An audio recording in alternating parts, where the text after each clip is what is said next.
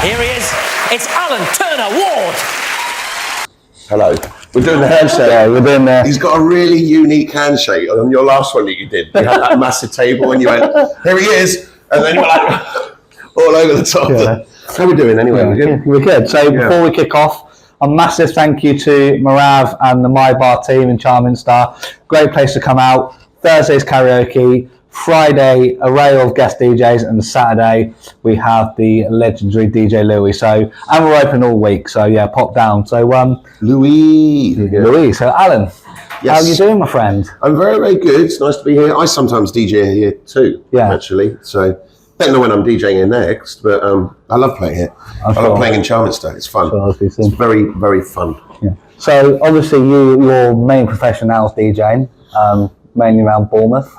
And you've kind of moved all over the south, actually. Yeah, and you're kind of moving into other areas with your radio show, and you've got your own podcast and bits and pieces. But obviously you had a life before all that. So I believe your sort of dazzling career, as it were, started out in Los Angeles.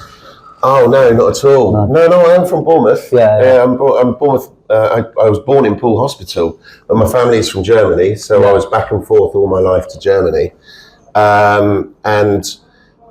No, my career started when I was about 14, really, because I was putting boy bands together. Wow. Yeah, I used to put. That was the dream. If I'm honest with you, that was the dream. So we did a lot of, but they changed all the time. I kept bringing new people in, then kicking new people out. Then I got jealous because some might be too good looking and they got way too much attention, and I'd be like, no, I want more attention. Yeah. So no, but then I had I suppose that went back and forth for quite a while. So that was like a producer type role, would you say? I didn't know that at the time, but it was a producer role, In fact, no, I definitely was, because I was putting the group together, and then I would produce the records as well with a guy actually here in Charminster, which is so strange. It's changed a lot since then. Yeah. But we eventually, I just started going alone, and then I got a record deal after working for Walt Disney in Orlando, Florida.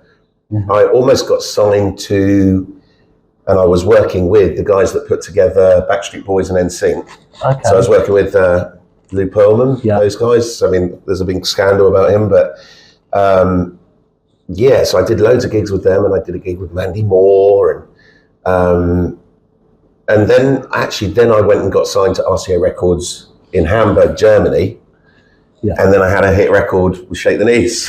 So I was 24. So I was 24. So that's where, but at the same time, I'd signed with a company called Air Tours, and I used to get to stay 6 months in Cyprus, 6 months in Greece, 6 months in Tunisia as an entertainer. So I'd be in these hotels, and I'd be really a song and dance guy in the compere, but you really learn your craft. Yeah. Like you really, really learn your craft. You're getting heckled. It's really, really good. So so it was great. Yeah, it was great. Los Angeles came quite a bit later. Right. Okay. Yeah. So so what happened with the producing side of things? Did that come to an end, or did you just fancy a change, or what was? Do you know what? Producing is a really weird thing. I don't really want to be a producer. No. But I've constantly found myself in production situations. So when I was doing music, I would have ideally liked to have been signed to the football team and just have to play football. Do you know what I mean? Instead, I kept finding myself almost in a leadership position where I would go, right, okay, we're going to do these dance moves. Okay, we're going to do this song. Okay, I found this instrumental. We're going to do this. And I was constantly, and also then booking the gigs and so forth. And even when I went to Germany and signed with RCA Records, I remember pretending to be a manager of myself on the phone. And then when I flew to Hamburg to sign the deal, they asked where the manager was. And I said, he never shows up. But in a weird way, I was kind of screwing myself at that point because I didn't have a clue about the industry. I found myself with RCA Records at the top of this skyscraper in Hamburg. And we did the video in Berlin that cost like $100,000. And that was 2000. Yeah, we did it in 2000. And then this week, actually, in 2001, it was number one on Viva Fernsehen, which is German MTV. And it was, Germany, Austria, and Holland. And for about 2 weeks, I was on every single TV show in Europe. And then from nowhere, I got dropped by the record label, and I ended up Which actually, I look back, it was great, but I hated it at the time. I was still working with Air Tours. Yeah. And I remember the German people that I was dealing with, they were sort of management production, but they liked that one song that I produced, and then they reproduced it. They did a great job.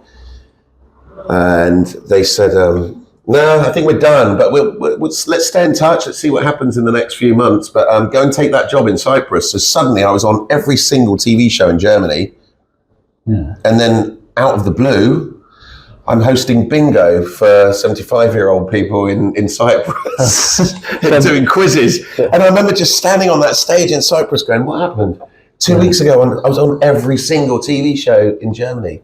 So it's a cutthroat industry. Massively cutthroat. And I'm guessing back then there was little to no support in terms of mental health and career progression and stuff like that. Did that have an effect on you? Yeah, actually. I wouldn't have said so at the time. Yeah. But I definitely went bonkers with religion. And I'm still a strong Christian. Yeah. I'm not very, very, very religious. I don't go to church that often. But I pray every day, and I'm a really strong believer in God. But I went quite radical and moved to Los Angeles and went, I'd say probably a little bit cuckoo with it, but I'm scared to say that because it actually gave me a lot of peace as well. Yeah. It gave me a lot of peace, love and joy. I tell you what's interesting though, during that whole time, if I could go back, the only thing I would really change about that whole time, and I think about it often, is I just wish I enjoyed it. Enjoy the moment. I wish I chose to just say, this because it wasn't that bad. Okay, I got to do. If I got to live it all again, I'd go, wow, yes, please, brilliant. I'd totally do it pretty much the same. The only difference would be my mindset, because I think that's one thing that's changed ever since I came back to England 15 years ago. Really, is just learning to have gratitude and just going, actually, this is amazing. Whereas at the time, I constantly wanted something else, and I remember even when I was on every TV show in Europe, and I was flying here, flying there, and meeting those people. And then at the same time, I was working in Mallorca entertaining. So I was constantly just flying and entertaining. And I had a really good, it was all right, but I kept complaining and thinking, no, I want more. I want to be like Robbie. Well, I think it's human nature, isn't it? It is human nature. And I'm sure it's the same for footballers that come really close, and it doesn't quite happen. The thing is, if you're a footballer, even if you're sort of in the Championship or bottom of the Premier League, there are probably hundreds and thousands of kids that will give their right arm just to be at that level. 100%. Only the 1% that we're going to get to the Man Uniteds of the 90s or the Arsenals of the early 2000s or the Real Madrid. They're the pinnacle, but just to even be on the same pitch as them on an opposition team, that's an achievement, which I guess is similar in your situation. Yeah, I remember doing Top of the Pops in Germany, and they were all really big over there. I remember Lionel Richie was on the same show the next day, but it was constantly like, I got flown to Ibiza to this house party to do this thing, but I was always going, but I want more. Which I think is also important. I think it's important to have ambition and vision and see what you want to do. If you don't have a goal, then how do you get out of bed? Exactly. And I think that doesn't matter whether you've got a penny or whether you've got a million. If you don't have that goal and that focus, then you're just gonna derail yourself. 100%. So but I look back now and I'm like, wow, it was great. It's funny because I was traveling everywhere, and then I just chose out the blue. I was in a church. I was just praying, and everything. I'd got a job working on a cruise ship as an entertainer, which also it was great. I was going around the Bahamas and Mexico and stuff, working as an entertainer, cruise staff entertainer. It was a really good gig, but I just by that point thought I was far too good to be doing it. I was just so, because I'd had that taste. Everything else just didn't quite. It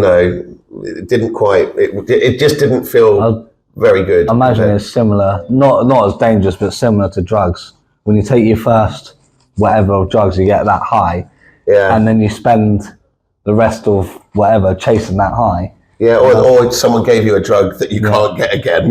It's like, Yeah. You know, and I couldn't. You know, it was really, really weird. But then I went to Los Angeles, and LA was just so good for me because in LA, everyone is good. I mean, there was so many, and some of my friends were on sitcoms, and I really met the most amazing people out there. I've got a lot of love for LA as well. I've got a lot of love for LA, and it's hard with these fires going on and stuff like that. I think, but their attitude is amazing. Yeah. I think a lot of people that live in England or live outside of LA kind of have their opinions on LA, but if you've been there and experienced it, it's not all Hollywood. There are there's many different types of people that live there, work there, and it's just such a good place, I think. Yeah, well, when I was there, it has its problems. I was very involved with the church when I was there, but I was also very involved with television. Yeah. So I was working on some brilliant TV shows as a warm-up guy. Yeah. But that was so humbling because you're not the main guy. You're hyping the audience, and then I'd go, "Here's Hulk Hogan." Yeah. Because that was with Gladiator and Muhammad Ali's daughter. So Muhammad Ali's daughter did. I did it with, I didn't know at the time when I was working on The Apprentice. Yeah. That I'm working with Donald Trump, the future president of America. Monday or Tuesday, isn't it? Tomorrow, yeah. Well, so when you watch this, he's in. Yeah, that's true. Yeah. So by the time this goes out, he will be. Interesting day today as well. Yeah, Have you seen that? No. With all the releases. Oh, yeah. Well, he did say, didn't he? Yeah. If it doesn't happen by the time he goes in, the hell's going to break loose. So, can't deny they're doing things. Yeah. So you worked with Mr. Trump. Yes. Without politicising it too much, what is your opinion of him at the time? It's a really weird one because I know it's really unfashionable. I think it's getting okay to say you quite like him now, isn't it? I think we're in that place, but definitely in his first run, when I would say I liked him, I'd have proper arguments with people. I don't get in arguments now because I can kind of see why people wouldn't like him, and I see that the fanaticness of a bit of his. An ex-girlfriend of mine sent me a video of herself in Arizona at one of his campaigns, and it was scary. Yeah, because the idolatry, I would say, was a bit overboard. But that said, as a human being, when I met him every day for 2 months. Yeah. I really liked him. I can't say anything else. I liked the way he was with other people. Yeah. I liked the way he brought up his children. I liked and I noticed he was actually quite a vulnerable guy. Like, I'd see him in the back of his limo when he'd arrive on set in Bel Air. Yeah. And he looked almost sensitive, he looked quite like he was getting ready and trying to work it all out, and then he'd come out and his hair would be windswept because it was really, really windy, and it is his real hair. But it was literally blowing up. I actually can't say anything else. I just genuinely really liked him, and I like the fact that he gave time to everybody on set as well. That's what I was going to say. So in terms of your runners and your production crew and all your people that are sort of not the lower level, that's a bit rude, but all the people that aren't known, shall we say, that are behind the camera. Yeah, the ranks. The ranks, which you need for any production. He treated them well, is what. Amazing. Yeah. I'll tell you what I really liked. There was one incident when the cameraman basically said, he used to go by just Donald then, the Donald, that was what he go by there. They said, and he was a germaphobe, he wouldn't shake hands. But he does now. I noticed he does shake hands. He would always go, "How are you?" To everybody. So he used to shake your shoulder, as it were. But I remember a cameraman actually saying to him, and the cameraman must have been about 27. Yeah. And I remember this cameraman saying, "Donald, that was really awful. Can you do that again, please?" And he immediately went, "Oh, okay, was it? Okay, yeah, let's do that again." And I thought, he took leadership, or he took advice. Yeah. And no one hears that side of him. No. Really. Sometimes within Hollywood or within the production industry, I mean, I guess it's changing now, but you often hear of horror stories of celebrities or, even, alleged stories of Ellen DeGeneres coming out now. I'm not going whether it's true or not. But it's interesting. I used to get paid to sit in audiences. Okay. And I got paid to sit in the first episode of Ellen. Oh, really? Yeah, and nobody, because they thought they're not going to get enough people, and I got sent home because there weren't, they had ample. and I was almost going to become the DJ on there. I was like down to the last 3, but my work papers weren't quite intact. But I mean, just it's a weird how sliding doors. If I'd got that gig and I was close, because they were looking for a new DJ. She had this one guy that was British called Tony, that was the DJ on the show, and from nowhere he quit.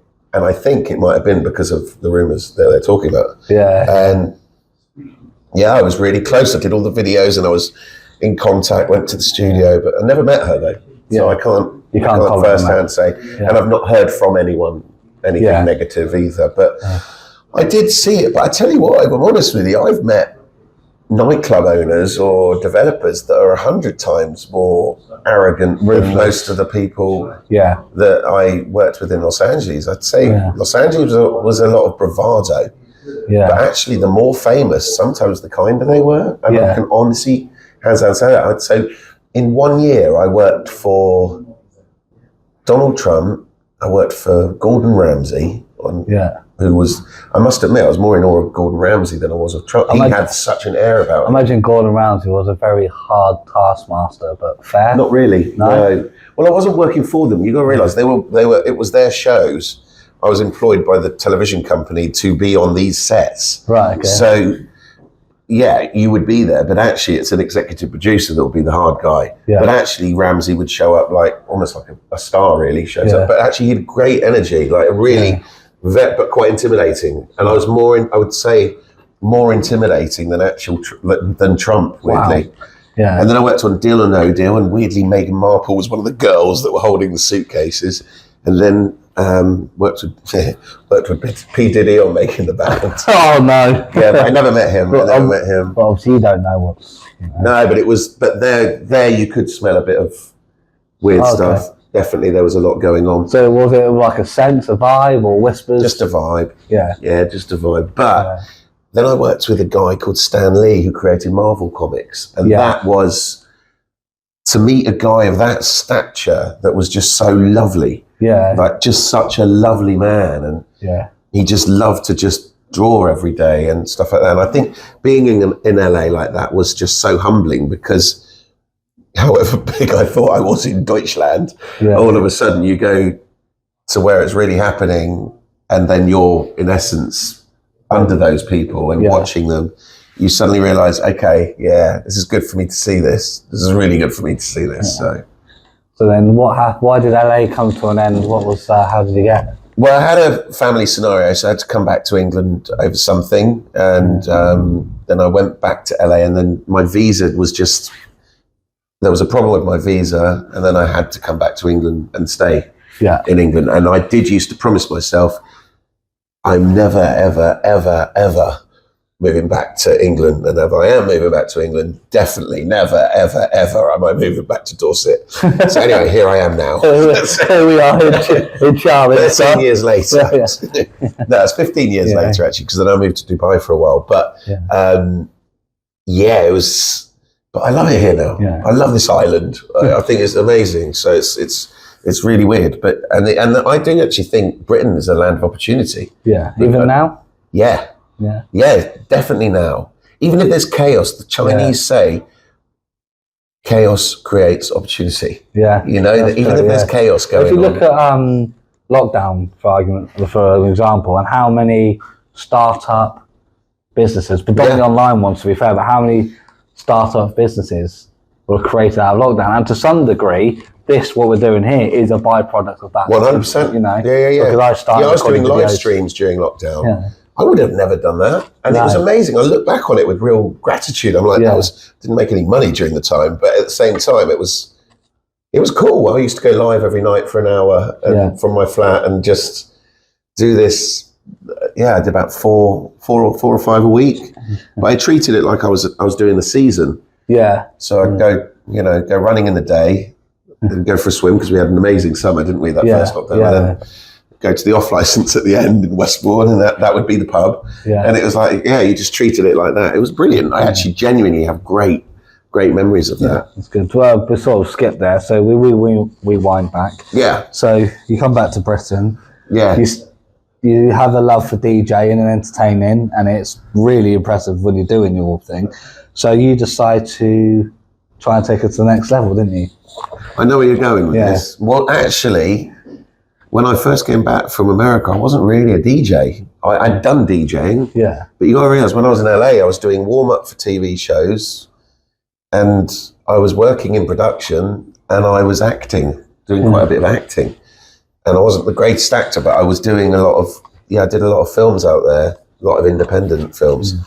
And in a weird way, one problem I had over there was too many options of what to do. So actually coming back to the UK was amazing, because the only creative outlet I really could make money out of here was radio and gigging, like DJing. And I took a few DJ gigs, and shout out to Martin the Hat, because he completely got me on the roll here when I first came back. 'Cause I knew no one, and I was completely, I'd gone from that to suddenly being here. And there was another guy called James Bronson, who sadly passed away, but he basically called up Martin the Hat and said, you've got to employ this guy, because I got him on my radio show, and we just really got on really well. Although he was a very barbaric kind of character, somehow we really, I think he endeared me a little bit. Yeah. Took the mickey out of me a lot, but I think he really endeared me, and then just got me some gigs. So, and then more and more and more. But when I first came back from America, because I'd written these songs, I did think, I'll go on Britain's Got Talent. That's where you're going. Yeah, that's where I was going. Yeah. So you got to realise, I went on Britain's Got Talent, and I didn't even get past the T-Boy, because I went on doing my serious music. Yeah. And I didn't even get past nothing. And then I went on again the next year, and it was like, no, didn't even get past the T-Boy again. And then in 2013, I saw Simon Cowell coming on television saying, do you want to be on Britain's Got Talent? So I thought, okay, let's give this a shot. I suddenly thought, I'm going to play on this out a bit. I'll be the plonker. And it's just amazing that he even called me a plonker in the semi-final. But I thought, actually, I know, I've written these songs, but I've got that silly one called Model Pose. And I've got that silly one, Shake the Knees. Actually, that's the sort of thing that could work on that show. And at the time, Danny Dyer and all these people from Towie were getting all the DJ gigs, and they were shocking. Like really bad DJs, like really, really bad. And it was like, but because they were on TV, they were getting all these gigs. And I thought, right, so what I really need to get a bit more, I need to get some TV time. So, and suddenly I kind of had a bit more of a game plan on the third time. So I'd skipped 1 or 2 years, and then I went again, and it was like a roller coaster. It literally started in October and then finished mid-May, and it just was constantly back and forth. So obviously all we see is we watch a bit of the auditions. Then I don't know if it's the quarterfinal or the rounds, the semi-final, the final, and how does it work? So right from the moment you apply till that end stuff, as long as you haven't signed any NDAs, what can you tell us? How does it work? So it works two ways, and I didn't know this at the time. So first off, I went the normal route that one thinks you're supposed to go. So I would line up with all the people lining up in Birmingham. So the first time I went in Wales, lined up for ages, got that 1 second in front of the T-Boy, didn't get in. Second time in London, didn't get in. Third time, I planned it out, and I stayed the night in Birmingham the night before and thought, right, I'm going to bring my speakers with me. So I'm going to put on a real visual, even for the T-Boy, to give them a real party. And I did that. And then I remember it was actually, this girl just said, right, don't worry, I'm going to put you through. But I made a point of getting there early and being a bit of a pain. And because I was holding these massive speakers, the production staff were noticing me for being annoying, really, just for being annoying. But because I was suddenly standing out and not just standing in line, I think they'd all wanted to know what I was going to do. So people were coming in to see my audition, production people, but the judges are nowhere to be seen here, or Anton Deck or anything. This is well before. So this would have been October. Then in November there was another one, and they just kept putting you through all these different. Then there's phone interviews. So these are like producers and stuff like that. All production. And then suddenly there was one last. There was one last main interrogative phone call from a producer. His name was Craig, and he was from Liverpool. And I remember just at the end him saying, right, I'm not going to do the accent. Yeah. You're going to be meeting the judges on the 31st of January. So suddenly it's happening. So now that's your... So suddenly it's happening. Yeah. And then on that day, you're there for like 14 hours, but they're still constantly phoning you even at that point. Yeah. I'm there for 14 hours and you're doing interviews.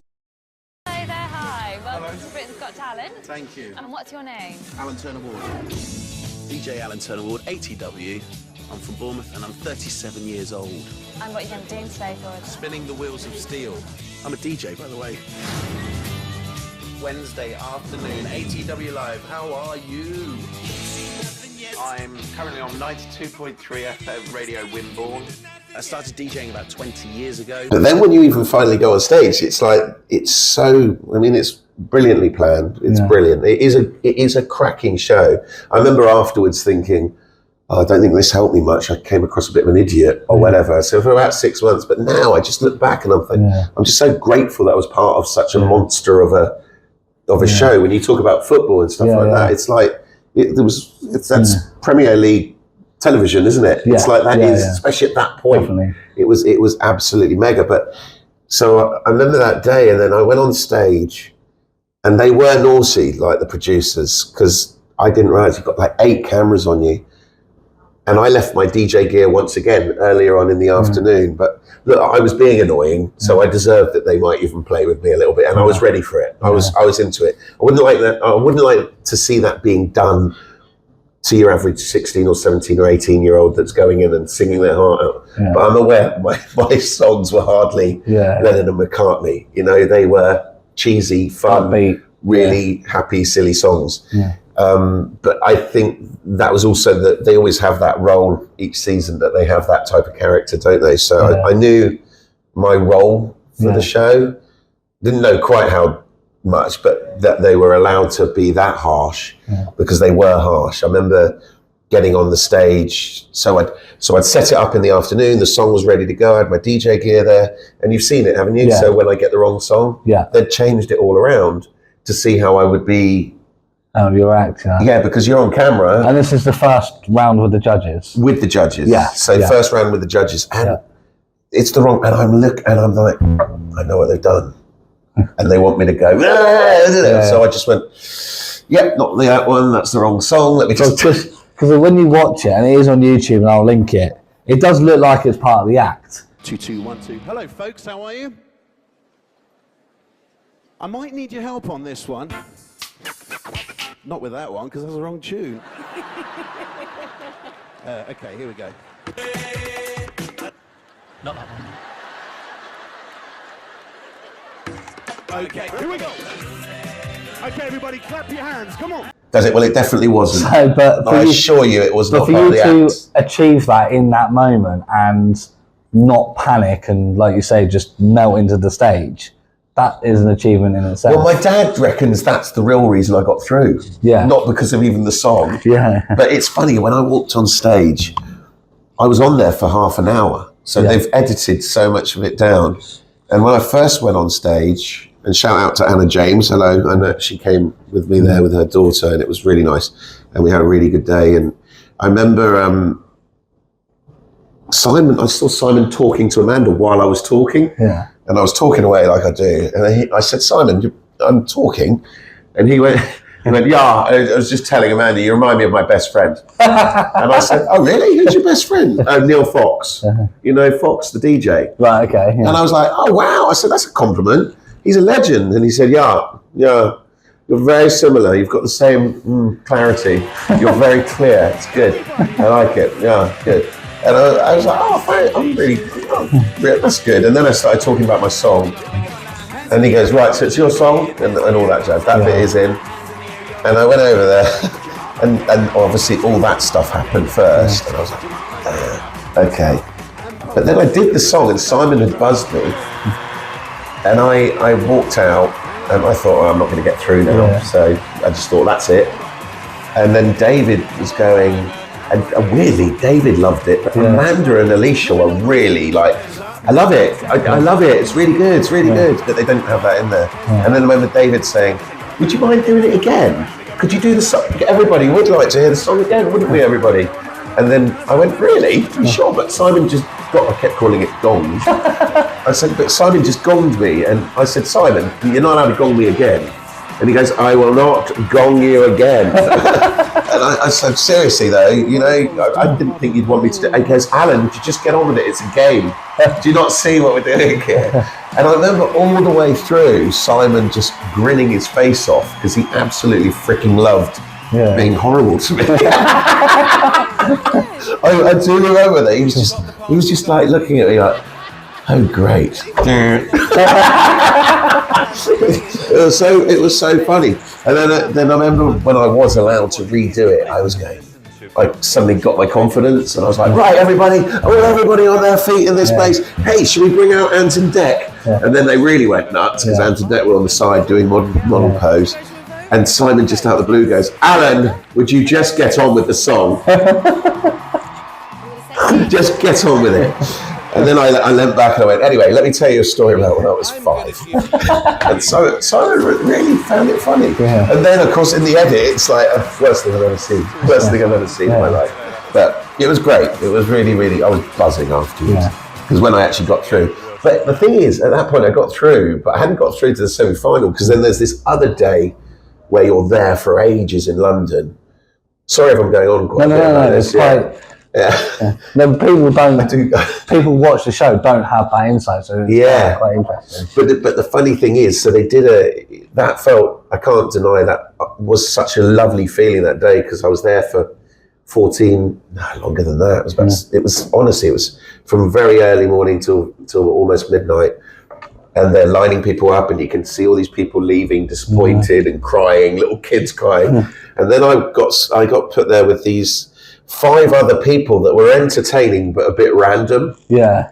And I was talking to them and I suddenly realised when I was in the line when I was with them, because it was basically we're all going to get the same verdict. Yeah. But when I was talking to them, I suddenly realised there was one guy called Jensen, and there was another lady called Patsy. She did a puppet thing, and I suddenly thought, actually, these guys are really good. Yeah. I think I've got a chance. Because suddenly I realised, and they were really nice people, but they were really funny, like really, really witty. And surely enough, when they said that Amanda did this big speech, once again, this was cut out, and Amanda was great. She did, I think Simon said something like, right, I want you to do like a Churchill speech to them. Yeah. And I remember she went on a mission and did, back in the early 1800s, there was entertainment and there were pictures of Churchill on the wall, there were pictures, stuff like that. But Simon was wetting himself because he obviously asked her to do that. I didn't think it was that funny. I thought it was impressive, but it wasn't that funny. But then she does go, but we will see you soon because you're in the semi-finals. Yeah. And I can't deny it. I cried. It was just like, wow. It's a real moment. Yeah, but when you see the amount of people that didn't get in, it was just like, this is ridiculous. Well, if you think from you just applying, so that initial just applying, then the first meeting with the producer, which you had twice and didn't pass, then all them meetings with the various producers along the way, then get into after God knows how many months and hours, you get on that stage with the judges, which is the first we see of it, and then to get that next step as well. Well, this is interesting. The next step after that, then it became serious with legalities. So we had to go up to the Psycho offices in London, which was next door to the Daily Mail. Yeah. And I remember going in these long boardrooms and everyone else had their agents with them. And they said, well, where have you not got? I said, well, I haven't got an agent. I said, that's really weird. Well, they said, how did you get in to the audition with in front of the judges then? Yeah. Well, I said, well, I lined up back in October. They said, oh, no one ever gets to that never happens. It's usually anybody that gets on the stage has usually been approached by the show. Oh, really? That's more just for camera time, that they want so many people looking like they've shown up. But usually they've decided even then who's going to be making it through to the semi-final. Yeah. So that is really bizarre. And I thought, once again, I've been even more fortunate than I thought, because all these other guys had agents that were going through the contracts with them and stuff like that. And they said, well, you're one of the only ones that's ever done that you've actually gone through the whole, even people locally that have got to the semi-finals. I think they still had an agent that got them straight into the main audition in front of the judges, and they didn't have to bother with that. Bypassed the they bypassed all the nonsense, as it were. But you know what, still cool. But then on the day of the semi-final, I didn't really want to do Shake the Knees. I'd remixed a really cool Rolling Stones track called Get Off My Cloud. And I'd done that with Fraser Freeze, who's also the Diversity producer. Yeah. And I remember they just wouldn't accept it. They kept saying, no. And I remember the producers kept saying, Simon Cowell really wants you to do Shake the Knees. I said, but I had a minor hit with it years ago. Yeah. I've got these others, I really want to do this song. And they went, no. Simon really wants you to do Shake the Knees. Yeah. And I thought, oh, that's great. I really like that he's turned it around, that he actually likes me now. Yeah. Little did I know, I was still the clown, you know? And then I got there at the semi-finals and they got me these amazing turntables. They looked fantastic, but they said, but you know what? You're not going to play them. We're going to go through the system in ITV. ITV will play it. Don't worry. It'll be perfect. And I remember got on stage, and so I didn't really look at them. I just went, all right then. My mic was live, so my rapping bit was live. And I remember then the next day, so first off, Simon winks at me when the video's going on, but I'm already on the stage. So I can see what he's telling the other judges. I mean, I'm close. Almost as close as that beer stand over there. And it's like, Simon winks at me and says, "Gonna have some fun with you now, Allan." And he's like, and smiles, and he's watching the video, and he's doing that same thing where he's just smiling and laughing. Yeah. And then I see him go up to Alicia and say, "Right, you liked him last time, you don't like him this time." And I'm like, what? I'm watching it. Yeah. And then I see him go to David. David, you still love it. And Amanda, you're not sure. You're not sure whether you like it or not. Yeah. And so I then... So it's all... Oh my gosh, it was so... and then it was 10 seconds and Anton Decker saying, "Here he is." And I went, oh no. But once again, I just thought, wow, I'm here, whatever. Let's enjoy this. Let's just plunge in that pool. You know, so I went in and I knew that they were going to be a bit, when you watch it back, you can see that Alicia's, she was so nice when I got on that stage, like smiling, hiya. But once the song started, she got into role play and go, "Can't say this, rubbish, hate it, absolutely rubbish." So it's all acting even on their part. Then. Oh, 100%. And they are doing what Simon tells them to do. That's good. You know, that's cool. So Simon's still all back there. Oh, dude, he is the daddy. Yeah. He is the daddy. It's great, he's not just a figurehead. He actually has an active role in what happens on the show then. Yeah. I mean, look, maybe not all the time, but definitely on that situation, I literally watched it in front of me and he just winked and said, "Just having fun, Allan." Yeah. But straight after the semi-final, two things happened that were quite fascinating. It was this really attractive woman came to me backstage and just came to say, "Simon's told me to tell you he thinks you're really charismatic and you're really fun and you're a really good guy and he really likes you and he thinks you're going to go far in broadcast and radio and so forth and as a DJ." I went, "Why didn't he say that on camera?" Yeah. Couldn't he just say that on camera? And then my mum was there and my mum just goes, "Oh, what are you wearing?" Really, what are you wearing? Because the costume people chose what you wear. Yeah. My mum's always worked in fashion and had boutiques and stuff, and she's just looking at what I'm wearing and saying, "What have they dressed you in?" Oh my gosh, Allan, really? But the next day, this was where it was a bit hard. Yeah. This was the worst part of the whole experience, but I'm still grateful and who cares? I don't care now, but at the time it really hurt because I got trolled so badly. Really? Yeah, I got voted the worst DJ in the world by Yahoo. So we're talking about, online, But there was a reason, because you know how I just told you about, they said, don't worry about the turntables and so forth. Yeah. We're going to we'll deal with all that. Just make it look like you're playing them. Yeah. Well, I didn't realise in the back, I never looked. Yeah. There was a mixer in the back that was not plugged in. And clearly there were no wires coming out of the mixer. And it was just, I don't blame them for troll. And you've got all these DJs all around the world just going, "Epic fail, worst DJ ever." And I'm like, oh, no. But I'm sure the props people didn't really know. At the time, I thought they were trying to set me up. Yeah.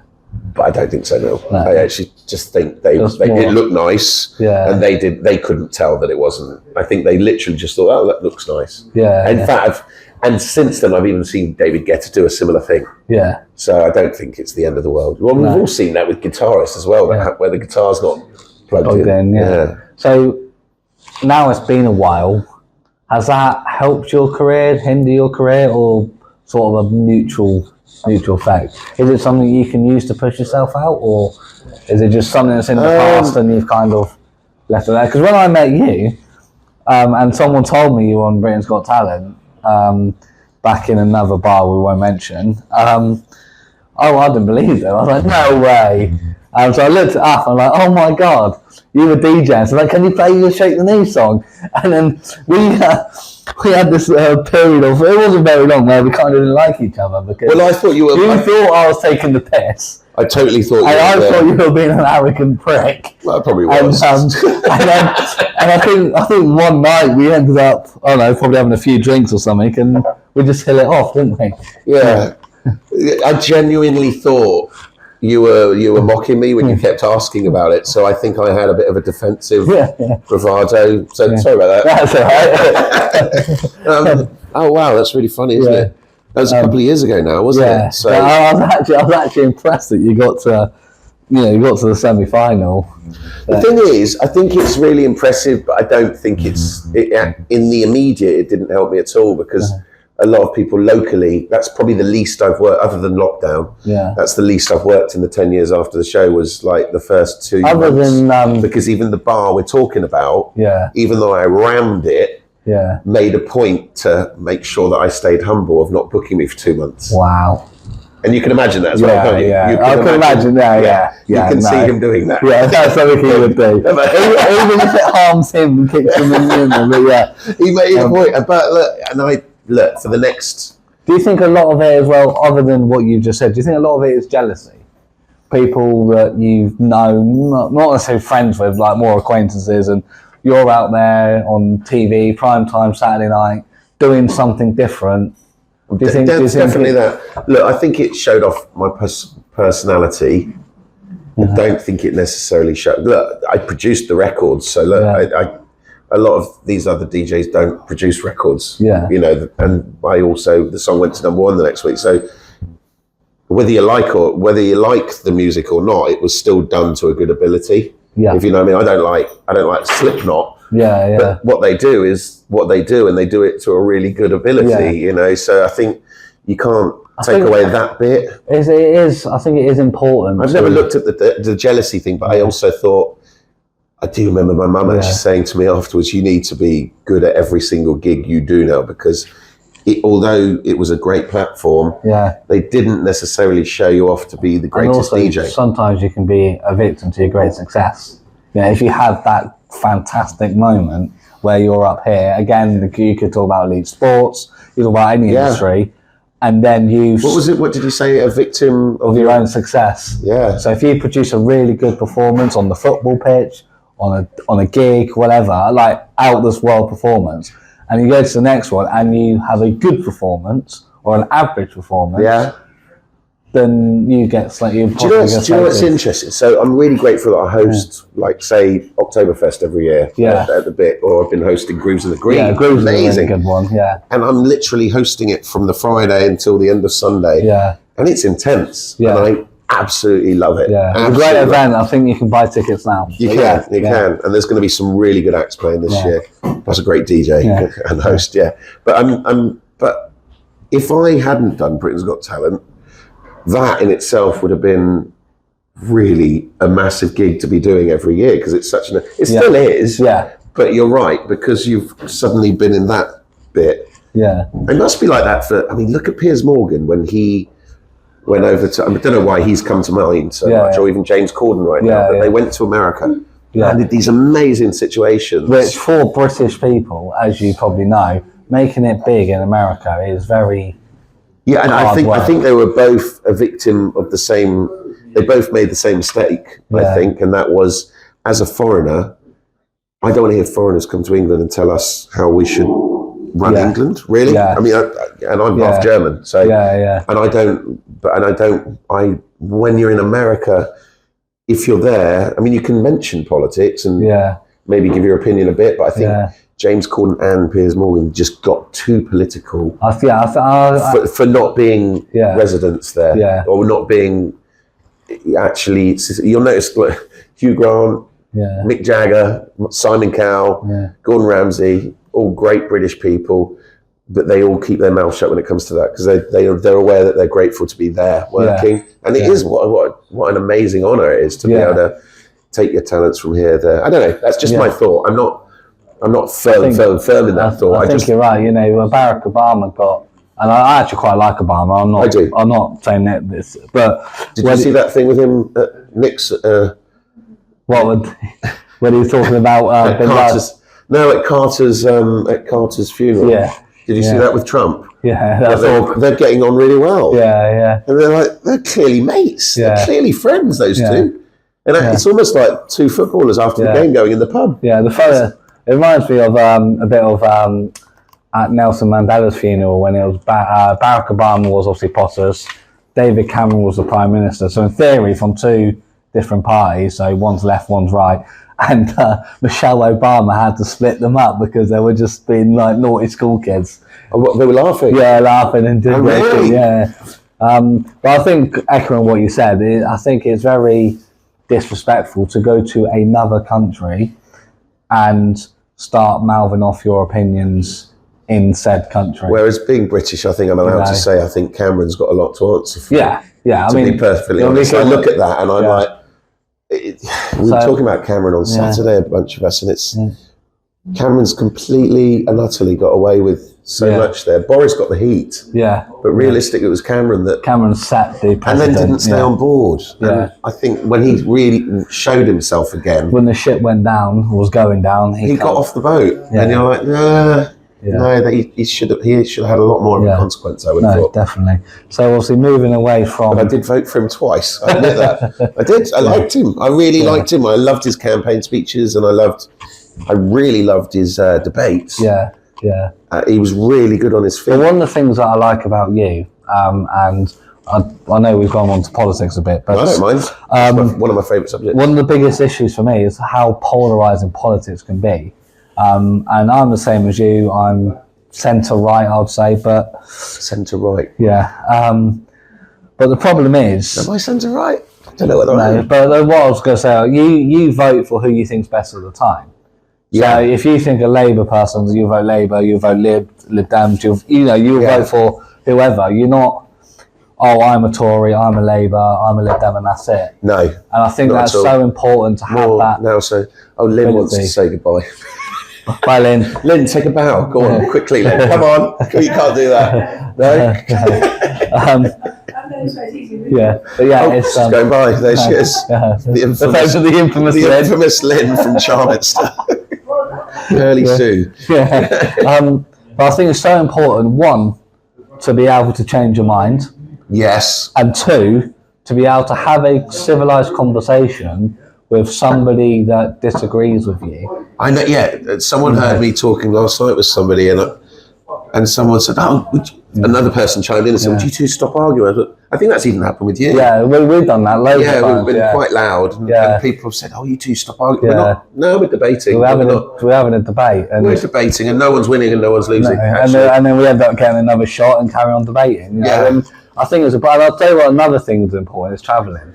Because when you go outside... Yeah, I've not done enough of it in the last few years, but hopefully this year I will be doing a lot of that. Travelling with your own country or travelling across the world, when you meet different people from different upbringings, different backgrounds, different creeds, colours, it gives you such an enlightenment about the world outside your perspective. It's very strange when you come back as well. Yeah. I don't know, because you've been travelling a lot in the last year. Yeah, so I've been to Saudi a few months ago, then went to Spain, so I've got a friend that lives out there, and then went to Poland last week, and I love Poland. I love Poland. Yeah, it's a great place. Obviously, went to Auschwitz, which is very, very. I've got a YouTube video of me in Auschwitz. I'm not DJing.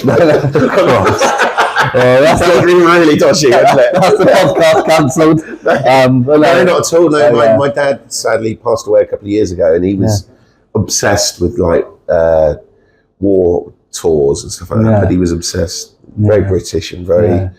Yeah, but he went to Auschwitz a few times, and we used to say it's somewhere everyone should go And, Yeah, 100%. And when someone says, "Did you have a nice time?" You can't say I had a nice time. No. But I definitely had a very good experience. Yeah, I had a very important experience. I'll say it was very harrowing. And for me, when they got to Birkenkamp, which is like Auschwitz 2, which is the one that's famous with the bell and the gates and the train Schindler's station. List. There's nothing there other than what I'll describe as chicken coos and a train track. And even though it was 2 degrees in Poland, for some reason I wasn't really cold. When I got there, I felt my bones were cold, Really? and it was. I went in the summertime. Yeah, it was just. Yeah. I think unless you've been there, you can't. You know, it's in history books, it's on documentaries, you know, it's been recorded, but until you actually go there and see it for yourself, you can't explain it. Yeah, I agree. You can't explain it. So actually, Krakow in general is a beautiful city. It's really stunning, underrated actually. Yeah, the streets are clean. Yeah, the streets are clean. It's picturesque. People are lovely. People are lovely. Made some really good friends out there. I'm probably not allowed to say this, so I'm going to say it. I was going to say it at my dad's funeral, but it didn't really work. But I remember me and my dad were sat at the bar when we first got there the first night, and there were a group of educated, like this university bunch that were all. They're all in their like 60s and 70s, but they all knew each other from university in Poland. But they're all sat around this table, around this big round table, and having a drink and coming off. And me and my dad, and they caught wind that my dad had gone to Cambridge. Yeah. And they said, and I remember they were really nice. And they said, "Would you like to come and join us?" Yeah. And my dad turned around and went, "No, in fact, I voted out of the EU." Oh my God! But they laughed. They all laughed. And then he said, "And I must say how nice it is to see so many of you in your own country." But they all laughed. I echo that. The Polish do have a great sense. Like the stereotypical Pole is someone that's uptight, and they're not. If you actually, like you said, go to chat to them, they've got a great sense of humour. Great sense of humour. And they're very friendly. I remember I went into one bar and I knocked into just like the Germans. Wow. Yeah. But I knocked into one guy. I didn't even realise. Another guy came up to the bar, told me what I'd done, and I apologised, bought this guy a drink, and then from that moment on, because I went on my own, from that moment on, I went by yourself? Yeah, I went on a night out with some random Polish man that showed me around Krakow, which was great. Is that the first time you've been on holiday by yourself? It's not the first time I've flown by myself. So I flew to Saudi, met someone there, flew to Spain, met someone there, but it's the first time I've done the whole thing. Do you know what's really interesting? Yeah. So I did all that stuff in my 20s flying here, but there was always an agenda for me to fly somewhere. So I was and I got to see some amazing places. And even in my 30s, I played Dubai 5 times for New Year's Eve. So 5 New Year's Eves. Yeah. And the ironic thing, that kind of slowed down after Britain's Got Talent, which is really strange. But I don't think because of Britain's Got Talent, but there was a bit of a slump in Dubai. But I always had an agenda when I was going places or visiting family or whatever. But back in just gone November, I went on holiday to Spain. Yeah, it's the first time I've ever been on holiday by myself with no agenda whatsoever. Yeah. I just booked a hotel and a flight and went, and it was amazing. It was really freeing. Yeah, actually. I was going to say, amazing that I've been around the world like that. I got so excited by 1 week in Benidorm. Yeah, I know. It's so ridiculous. I don't know exactly, because when I was there, the first day I got there, I went straight to, because I just bought my cheap flights, no whole luggage, just take my rucksack, got straight to the hotel, had a shower, went straight back out and had a look around Krakow, and highly recommend it. Yeah, very much so. So obviously we'll go back, you've come back to England, we've sort of gone on a tangent, but that's fine. That's all right. So what's your plans now? So obviously you're still DJing, you just started up a radio show as well. No, radio, when I first came back to England, this is what I mean. I said about how in LA, I was a little bit all over the place, and I was very involved with my religion then. And like I said, I'm still a strong Christian. I'm not quite as fanatical, I suppose, as it were, but I remain a strong believer. But I came back to England, and I'm also a terrible example at times, so I don't think I've got the right to be preaching in people's faces, but it works for me, and I generally believe all of it, and it really works for me on a personal level. But I think everyone's got to find their own journey on that, and I'm not going to push it on anyone. But when I came back to England, like I said, I didn't know I didn't know whether I was an actor, whether I knew I was an entertainer, or I knew I had passion for entertainment. But at this point, one thing I learned a lot when I was really involved with my faith, I think in my 20s, I was so obsessed with entertainment that it was almost like a god, and it was almost like a god to me. I needed to do it, and but it didn't really make me happy. I was just needing to do it. And when I got involved in LA with all that stuff, I started to lay it down a bit. And it to not be that important, and to have peace, and I think once you've got that bit in place, it's really, really good. But then you kind of hand it over to the universe, God, whatever you want to say. And then all of a sudden, when you ask for guidance, sometimes it's not exactly what you're expecting the guidance to be. So I suddenly came back to England, which I had no plan for at all. But it was great because I was united with my family and stuff, and I didn't have family in America, although I wanted to stay there so much. And I suddenly was given radio really quickly, and then suddenly just DJ gigs were coming in. So I think you ask about Britain's Got Talent, I don't know whether it helped me that much. I really don't, because things were moving anyway. I think it was just an experience that it was a brilliant experience, and I think weirdly it's more helpful now. 10 years later, when people go, oh, by the way, he did do that. But when I was using it as my USP to try and get gigs, I don't know whether that really helped, because people would go, you're not going to do that here, are you? And I think I am generally very, very good at my main skill set with DJing is interacting from an outside point of view. From what I've the interaction, but B, weirdly, something takes over, and I just know what the crowd want. You get everybody involved. I can go into any crowd and figure out what music they want, and that is a gift that I've been given, and I don't know what it is, but I can go into any crowd anywhere and figure out the vibe and figure out the genre of music we're going on, and we just go on this journey. So no gig is ever the same. I never have a playlist. Never, ever. I start with one Kirk Franklin song every gig I do, called God Like You, Kirk Franklin song, very cool gospel tune. That's the only song that I always have. And then after that, I hand it over to whatever's going on in the situation that I'm in, whether it be Oktoberfest, whether it be a boat party, whether it be Grooves in the Green, wherever, or whether it be here at my bar. So it's like, you just hand it over. But but I suppose the funny thing is the radio stayed really consistent, and I've been on some different stations. I went to Dubai for a while and was on a station out there, then went up north and was on a station up there, then I was on a few down here. And currently I'm on Hope FM, but I syndicate my show over to like numerous different stations. So it's, in a weird way, I'm all over the place. But the podcast thing is definitely, without a doubt, where I see my vision going more and more at the moment. Where do you, because I've done about 5 different TV pilots, and I've been wanting to break the scene for television for so many years, and it is tough. It's a really weird one, and I'm not saying, because if it still might happen tomorrow that suddenly I get a phone call and it's like, oh, we're taking your show. So coming on to that, I've got a friend of mine, well, acquaintance of mine, I'm trying to get him on the podcast actually, ex-soldier, and a very good soldier, Afghan vet, and his dream was to have a TV series, right? And so many people, as negative as they are, it won't work, don't waste your money. Anyway, he blocked out all the noise. He had a few people around him that supported him.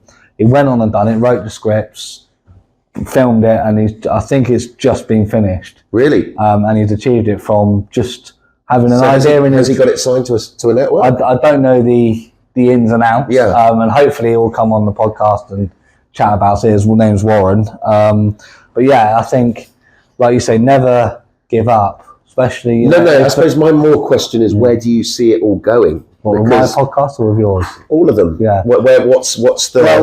What's your vision? So I think you've got to look at two aspects.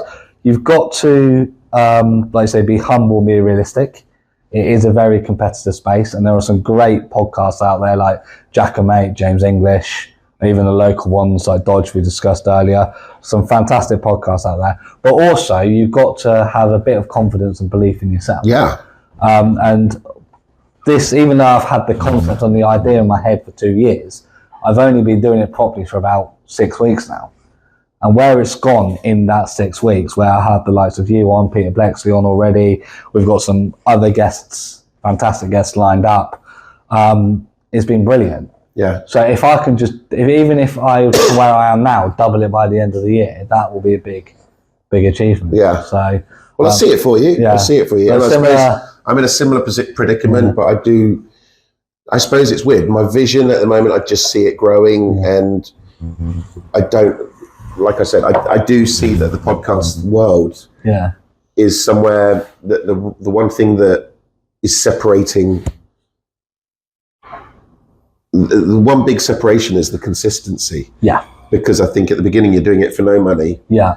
And you're having to really, but it's like believing in a business, isn't it? Yeah. So you're really having to believe in this thing. Well, the way that I look at it at the moment is... But you have got to go tunnel vision a bit, because I'm trying not to share it. Being someone that over talks and wears my heart on my sleeve, I sometimes, even in this bar, I've said it to a couple of people, I've got a podcast, it's going to be massive, watch this space. Oh, sure it is. Yeah, yeah. Then I've realised, okay, I better be careful how I say that, but I still believe that. Yeah, but it's. But I've had the minority, a couple of slide comments, but at the end of the day, that is down to jealousy. Yeah. Or if you don't want to watch the podcast, you don't have to watch it. Also, actually, Josh, you have a choice. If people start going at you about your podcast, that means they're paying attention. Yeah, exactly. And if anyone gives you anything, Trump wouldn't be in power right now if it wasn't for the negative the noise. people. The noise. One of the comments was, there's a podcast run by a owner of a company I used to work for, and Lester said about the better, and they said, "I'll rather." They've got their own podcast. Well, yeah, but they said, "I'll rather watch their podcast than yours." I was like, "Well, thank you for the comment. You've helped with the algorithms, and you're more than welcome." But they watched yours. Yeah, they must have. Well, they commented on it. They put a comment. So they put the comment. So it helps with the algorithm. So they get some traffic. Thank you very much. So one last question. Yeah. 31st of December 2025, and you're looking back. What would you want to have achieved? I'd like to be gigging a bit more abroad again. That's one thing I would like to do, and I want this podcast to be flying. Perfect. And maybe another radio station as well, too. Yeah. So I said that actually, even on my day one on Britain's Got Talent, I said, I like what I'm doing, I just want to do it, keep doing it and bigger and better. Yeah. But it to be good. Yeah. And to keep blessing people with it as well. Any radio stations out there? Allan's your man. I'm your man, but I'm also very grateful for what's going on, but I see it multiplying and getting bigger, but it's also, it's got to be authentic, and it's really good. But without a doubt, and healthier. 31st. I like that question. That's a really good question. Right, well, we'll leave it there. Thank you again for watching. And again, I know we said at the start, thank you to Marav and the MyBar team. It's a cracking night out. So good night. See you here sometime. Allan, it's been a pleasure.